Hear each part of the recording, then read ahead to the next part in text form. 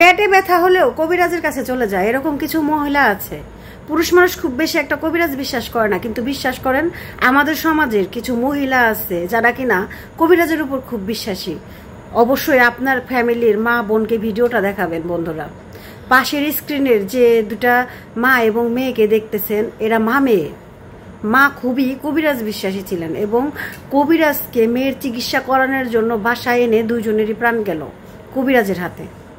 একটা বাসায় দুইটা মা মেয়ের লাশ পাওয়া যায়, এলাকার মানুষজন উদ্ধার করে যে এখানে দুইটা মেয়ে এবং মায়ের লাশ একটা ঘরের মধ্যে দুই রুমে দুইজনের লাশ পড়ে আছে।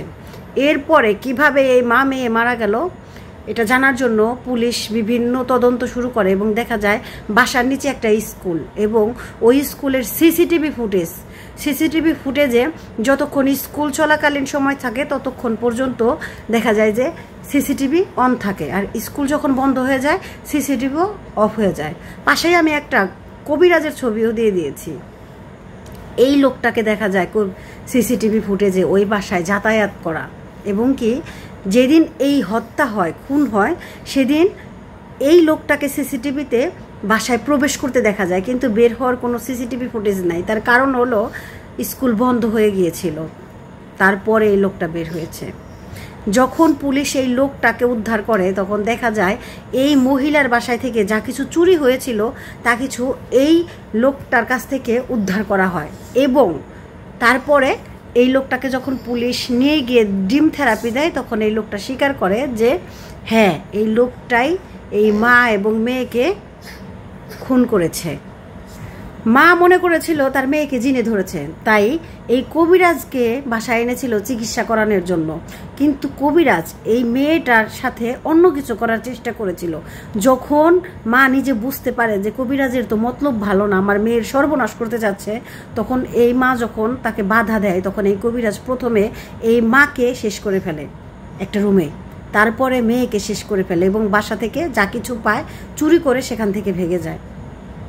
আমাদের সমাজে কিছু মানুষ আছে, মানে কিছু হলেই ভাবে যে কবিরাজের কাছে যেতে হবে, আমাকে হয়তো কেউ কিছু খাওয়াইছে, না হলে কিছু করছে, না হলে জিন ভূতে ধরছে। ভাইরে ভাই, আপনার সন্তানের এক একটা বয়সে এক একটা পরিবর্তন হবে। একটা সময় আছে একটা বয়সে সন্তান একটু পাগলামিও করবে, তার মানে এই না জিন ভূতে ধরে বসে আছে।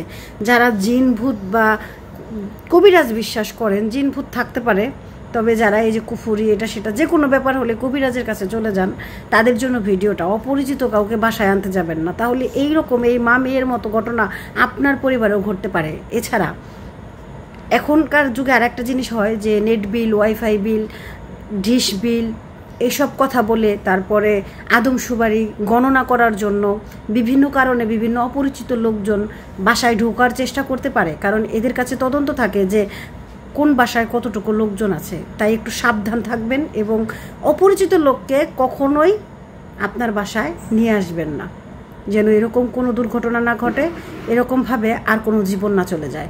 ভিডিওটা দয়া করে শেয়ার করবেন আপনার আত্মীয় স্বজনের মধ্যে যারা কবিরাজ বিশ্বাসী আছে, তারা যেন এরকম দুর্ঘটনা হাত থেকে বেঁচে যেতে পারে এবং কি বিষয়টা জানতে পারে। ধন্যবাদ।